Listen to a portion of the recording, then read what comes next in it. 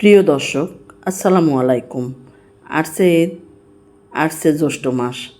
এই জ্যৈষ্ঠ মাসে আমরা বিভিন্ন রকমের ফল খেয়ে থাকি। আসছে ঈদ যেহেতু, আজকে একটা ভিন্ন স্বাদের একটা রেসিপি দেখাবো, কুরবানির মাঝে যেন করে খেতে পারেন সেটাই। পরে চলেন মূল ভিডিওতে। আমার সাহেব আমার জন্য নিয়ে আসলো এক কাঁচা কাঁঠাল। সেই কাঁচা কাঁঠাল দিয়েই আমি একটা রেসিপি করব। অবশ্যই যে বন্ধুরা পারেন না, আমার এই রেসিপিটা দেখে অবশ্যই আপনারা উপকৃত হবেন। কাঁঠাল কীভাবে কাটতে হয় সেটা কিন্তু আমি আপনাদেরকে এখনই দেখাই দিতেছি, যে কাঁঠালটা এভাবে কাটতে হবে। প্রচুর কর ছিল বন্ধুরা, কাটতেও আমার সেই রকমের একটা পরিস্থিতি হয়েছে। তারপরও যদি আপনাদের ভালোবাসা পাই আমি, তাহলে অবশ্যই এই কষ্টটা থাকবে না। হাতে অবশ্যই তেল মাখিয়ে নেবেন। প্রথম তেল মেখে নেছালাম না, কিন্তু এই ভুলটা আপনারা করবেন না। এখন কাঁঠালটা আমি সাথে যুদ্ধ করতেছি। আমার তো কোমরে ব্যথা, তারপরও আমি একটা খাটের উপরে বইসা চেষ্টা করতেছি কাঁঠালটা আপনাদের সামনে কাইটা দেখাবার জন্য।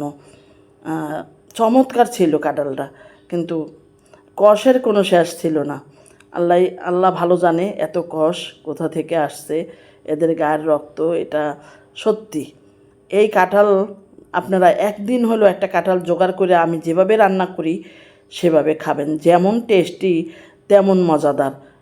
খেয়ে আমাকে আমার মতন করে রান্না করে খেয়ে আমাকে কমেন্টস করতে অবশ্যই বাধ্য হবেন, যে গরুর মাংস রেখে মনে চাইবে যে এই কাঁঠাল তরকারিটাই খাই। এরকমের একটা মজাদার তরকারি, এরকমের ডুমডুম করে। আর এই আতিটা কিন্তু অবশ্যই ফালাই দেবেন। আমি কিন্তু প্রথম ফালাইনি, পরে ফালাই দিছি। মানে 1 বছর আগের কাজ পরবর্তীতে করতে গেলে কিন্তু অনেকটা ভুল হয়ে যায়। যাই হোক, এরকম ডুমডুম করে কাটলাম। একটু মোটা করে কাটবেন, কেন এটা এভাবেই কাটতে হয়। আর পাতলা করে কাটলে এটা গলে যাবে।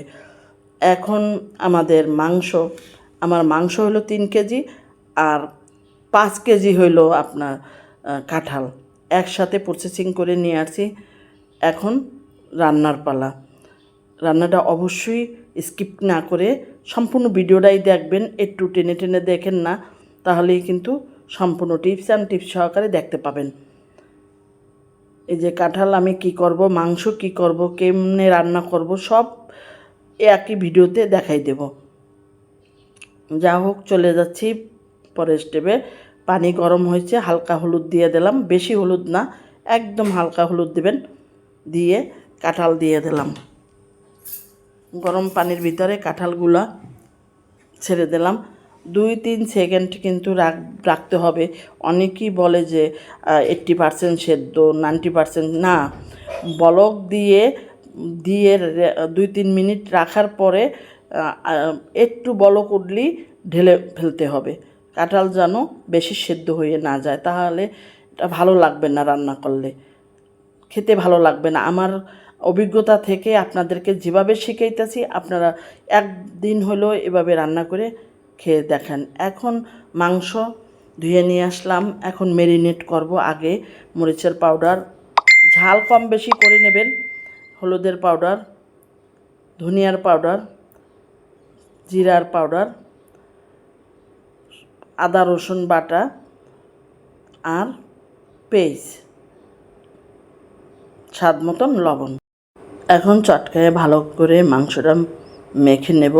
অবশ্যই প্রত্যেকটা মাংস যেন ভালো করে মাখা হয়, সেভাবে আমি 1 ঘন্টা ম্যারিনেট করে রাখছি। বেশি রাখলে আরও ভালো। এখন যে কাঁঠালটা সেদ্ধ করলাম, সেই কাঁঠালটা কিন্তু আমি লবণ আর একটু হলুদ মাখাইয়ে এটাও রেস্টে দিতে আসি। এভাবেই রান্না করতে হবে। এর সাথে আপনারা আলু কিন্তু এভাবে ম্যারিনেট করে নিয়ে একসাথে রাখতে পারেন। আলু আর কাঁঠাল দিয়ে একসাথেও রান্না করা যায়। হয়ে গেল। এখন রান্নার প্রসেসিংয়ে চলে যাচ্ছি। একটা হাঁড়ি দিয়ে দিলাম, সাথে পরিমাণ মতন তৈল, কম বেশি করে নেবেন। এখন পেস্ট দিয়ে দিলাম। পেস্টটা বাদামি কালার করে ভেজে নেব।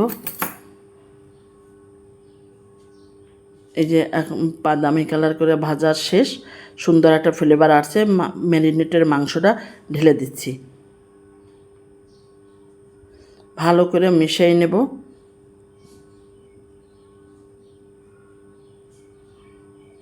যদি আপনাদের ভিডিওটা ভালো লাগে রেসিপিটা অবশ্যই একটা লাইক করতে ভুলবেন না, ফ্রেন্ডস অ্যান্ড ফ্যামিলির সাথে শেয়ার করে দেবেন। ঢাকনা দিয়ে কিছুক্ষণ রান্না করবে। এখানে ঘরে রাখা মশলাই দারচিনি, এলাচ, লং, বড় এলাচ, কাবাব চিনি, তারপরে তেজপাতা, এই মশলাগুলা অর্ধেক পরিমাণ কিন্তু দিয়ে দেব এর সাথে, অর্ধেক আর অর্ধেক, বাকি অর্ধেক রান্নার শেষে দেব। এখন নেড়ে চেড়ে মিশিয়ে নিতে আসি। মাংসতে কিন্তু পানি উঠে গেছে। ঢাকনা দিয়ে রান্না কষাবার পর্যন্ত অপেক্ষা করব। সুন্দর করে কষাইতে হবে, সুন্দর একটা ফ্লেভার আসতে হবে, তৈল উঠে আসতে হবে, সেরকম করে কিন্তু মাংসটা কষাইতে হবে। লো আঁচে রান্না করছি। মাংসটা কিন্তু 70% সেদ্ধ হয়ে গেছে, একদম 70%। সেভাবে এখন অল্প ঝোল দিয়ে, অবশ্যই গরম পানি দেবেন। গরম পানি, ঠান্ডা পানি দিলে মাংসের স্বাদটা নষ্ট হয়ে যায়। দিয়ে একটু ঢাকনা দিয়ে বলক উঠুক, তার এ পর্যন্ত অপেক্ষা করব। ভালো করে ঢাকনা উদলো করে আবার নেড়ে চেড়ে দিতে আছি। এখন বাকি অর্ধেক মশলা কিন্তু আবারও দিয়ে দিলাম। এখন এই মশলার সেন্ট কিন্তু আমরা পাবো। আর আগে যে মশলাটা দিছি ওই মশলার সেন্ট কিন্তু আমাদের রান্নার সাথে সাথে চলে গেছে। এখন আমি একটা ফ্রাই প্যানে কিছু খানিকটা তেল দিয়ে কাঁচা কাঁঠালটা একদম বাদামি কালার করে ভেজে নেব। সেটা দেখো। অবশ্যই খেয়ে কমেন্টস করতে কিন্তু ভুলবে না। একটা কমেন্টসের আশায় কিন্তু আমি বসে থাকবো দর্শক বন্ধুরা।